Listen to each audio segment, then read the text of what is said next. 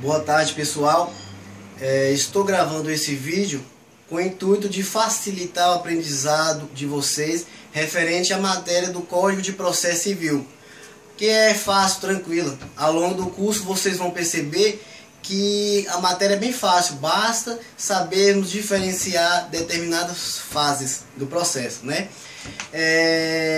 Para começar, o começo de tudo, vamos saber diferenciar o que é processo, o que significa a palavra processo. A palavra processo significa nada mais do que uma atividade jurisdicional. Então, o processo é uma atividade jurisdicional que está assegurada na Constituição Federal. Se vocês pegarem o artigo 5º, inciso 5º da Constituição Federal, vão ver que o direito de ação está assegurado na Constituição. Então, a palavra processo ela é uma atividade jurisdicional. E como que é dividido o Código de Processo Civil? O Código de Processo Civil é dividido com vários outros matérias, também é dividida. Então, o Código de Processo Civil ele é dividido em 5 livros. Então lembre-se, o Código de Processo Civil é dividido em 5 livros. Livro 1, Processo de Conhecimento. Livro 2, Processo de Execução. Livro 3, Processo Cautelar. Livro 4, Procedimentos Especiais. E livro 5º, Disposições Finais. Então o Código de Processo Civil ele é dividido em 5 livros. Lembre-se, o Código de Processo Civil é dividido em 5 livros. Mas essa atividade jurisdicional que é exercida pelo advogado, ela somente pode ser exercida sob 3 formas, que é pelo processo de conhecimento, pelo processo de execução e pelo processo cautelar. Então quer dizer que a atividade jurisdicional ela pode ser exercida sob 3 formas. Então a Constituição Federal nos assegura que a gente pode exercer essa atividade jurisdicional sob 3 formas, que é o processo de conhecimento, execução e cautelar. Então vamos diferenciar um de cada. O que significa o processo de conhecimento, o que é o processo de execução e o que é o processo cautelar, né? O processo de conhecimento serve para acertar o direito. Ou seja, o juiz vai dizer quem tem ou não razão. Então, o conhecimento acerta o direito, onde o juiz vai dizer quem tem ou não razão. O processo de execução serve para realizar o direito. Então, a execução vai realizar o direito. Mas, para que esse direito seja realizado no âmbito executivo, tem que ter 2 requisitos, que é o título executivo e o inadimplemento. Então só pode realizar o direito no âmbito executivo se tiver título executivo, mas inadimplemento. Se não tiver, não pode ser executado. E o processo cautelar serve para assegurar um direito, que é também o processo cautelar, todo mundo sabe que é uma tutela de urgência. Como por exemplo, você está em fase de separação com seu cônjuge e você observa que o seu cônjuge está deteriorando seus bens. O que você faz? Você vai entrar com o processo cautelar para que o juiz tranque os seus bens até a sentença transitada em julgados, ou seja, que seu cônjuge não pode vender, não possa negociar os seus bens até a sentença transitada em julgado. Então, conhecimento acerta o direito, execução realiza o direito e cautelar assegura. E nesses 3 processos que são diferentes, conhecimento e execução cautelar, eles têm diversos procedimentos. Então, no livro de conhecimento, no livro de execução e no livro cautelar, nós temos diversos procedimentos, vários procedimentos. E vamos começar a estudar primeiro os procedimentos contidos no livro de conhecimento. No livro de conhecimento, nós temos os procedimentos ordinário e o sumário. Tem 2. Lembre-se que nos livros de conhecimento nós temos procedimento ordinário e sumário. Vamos começar a estudar um pouco sobre o procedimento ordinário que está contido no processo de conhecimento, né? O procedimento ordinário ele é dividido em 9 fases, ou seja, o procedimento ordinário ele é constituído de 9 fases. Quais são essas fases? São as fases que vai de petição inicial até sentença. São diversas fases, são diversos requisitos.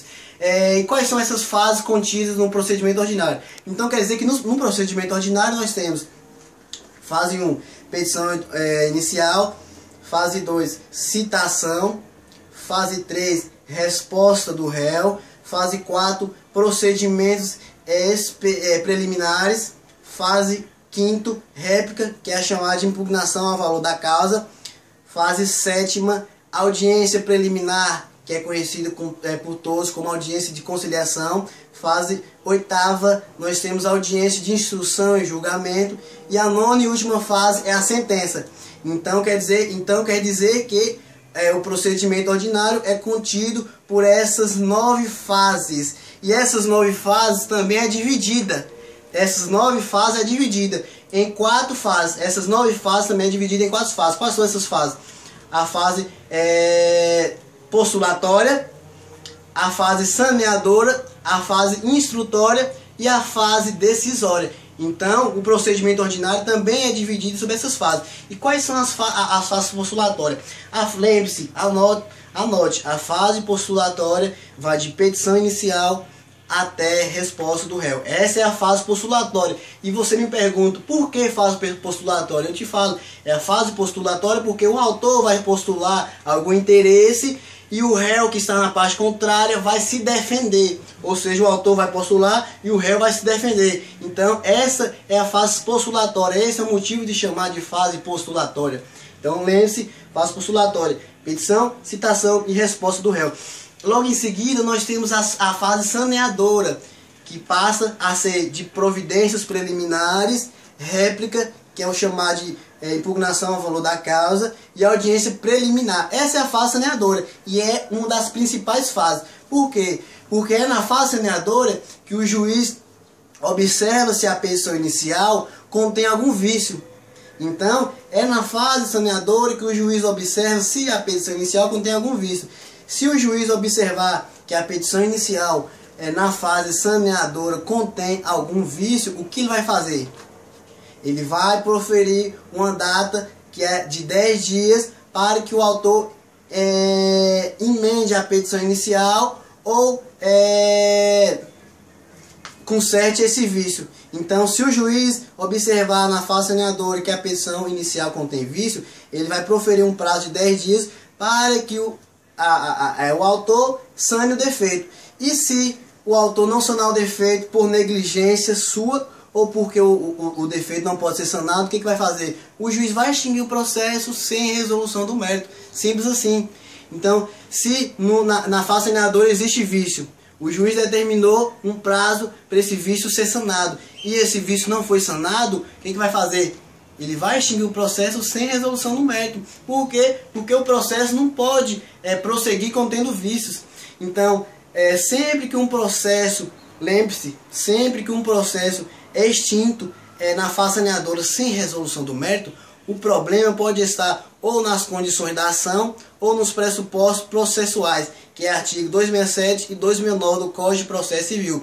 Pronto, o juiz observou que tem vícios a ser sanados. E esse vício não foi sanado, ele extinguiu o processo sem resolução do mérito. Agora, tem outra possibilidade. Se o juiz enxergar também que o processo não tem nenhum vício, o que vai acontecer? Ele vai seguir as fases, até a fase decisória. Então, se um processo ele tem um vício, e esse vício não pode ser sanado, extingue-se o processo sem resolução do mérito. Pare por aí, acabou o processo. Acabou. Agora, se o processo não tiver nenhum vício a ser sanado, ele vai prosseguir, ele vai dar um andamento do processo até a fase decisória. Lembre-se disso. E lembre-se, uma coisa muito importante, artigo 267 e 269 do Código de Processo Civil. Sempre que uma sentença for terminativa na fase saneadora sem resolução do mérito, o problema pode estar ou nas condições da ação ou nos pressupostos processuais. Lembre-se disso. E também pode haver julgamento antecipado da lide na fase saneadora. Pode haver, tem essa possibilidade. Você, colega que está estudando, saiba disso, que pode haver julgamento antecipado da lide na fase saneadora. Quais são as hipóteses? Como, por exemplo, se na fase saneadora o juiz observar que não existe nenhuma prova a ser apresentada, nem pelo autor e nem pelo réu, o que ele vai fazer? Ele vai extinguir o processo? Não. Se o juiz observar que na fase saneadora não existe provas a ser apresentadas pelo réu, o que ele vai fazer? Ele vai julgar antecipadamente a lide. Por quê? Porque a finalidade da audiência de instrução e julgamento e da audiência preliminar é para apresentar provas. Então, se o juiz observa que não existe provas a serem apresentadas nem pelo autor e nem pelo réu, não tem a necessidade de prosseguir as outras fases. Eu te pergunto, qual a finalidade de prosseguir as outras fases de instrução e julgamento e a fase de audiência preliminar, se não tem provas a ser apresentadas? Porque a finalidade dessas fases é a apresentação de provas. Então, na fase saneadora pode haver julgamento antecipado da lide, se o juiz observar que não existe nenhuma prova a ser apresentada nem pelo autor nem pelo réu, que é o artigo 330. Depois vocês dão uma olhada no artigo 330 do Código de Processo Civil, que diz que pode haver sentença na fase saneadora desde que não haja nenhuma prova a ser alegada nem pelo autor e nem pelo réu. Fase saneadora. Agora,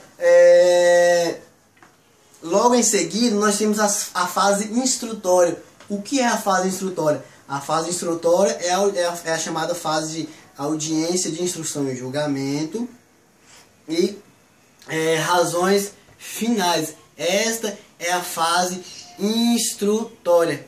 Audiência de instrução e julgamento e razões finais. E logo em seguida nós temos as fases decisórias, que é a chamada a sentença. Então, quer dizer que o processo passou da fase postulatória, que é de petição, citação, resposta do réu, foi para a fase saneadora, que é providências preliminares, réplica, que é chamada de impugnação, contestação, e audiência preliminar. Está na fase saneadora, o juiz observou que não existe vício, vai prosseguir com o processo. E se ele observar que existe vício, ele vai dar um prazo para que o autor emende, ou então conserte esse vício. Se o vício não puder ser sanado, ele vai extinguir o processo sem redução do mérito. Parou por aí. Bom, passou por essa fase, como eu também comentei sobre a possibilidade do julgamento antecipado da lide. Se não houver provas, não tem provas, ele vai julgar antecipado a lei, não vai prosseguir as fases. E se tiver, ele vai prosseguir até a fase de audiência de instrução e julgamento. Passou pela fase saneadora, tem a terceira fase, que é a fase de instrutória, que é a fase de audiência de instrução e julgamento, e a fase de providências preliminares. E logo em seguida nós temos a sentença, que é a última fase do processo. Então, lembre-se disso. Coloca uma observação aí. Sempre que um processo ele for extinto sem resolução do mérito, é porque existe dois problemas, ou nas condições da ação, ou nos pressupostos processuais. Pronto, o juiz chegou na fase decisória, o juiz sentenciou, pronto, você tem um prazo para entrar com recurso, se você quiser entrar com recurso. E qual recurso que você vai entrar? Você vai entrar com recurso de apelação. Pronto, então essa foi um pouquinho do conteúdo que contém as fases ordinárias do procedimento de conhecimento. E obrigado pela aula, e semana que vem tem mais.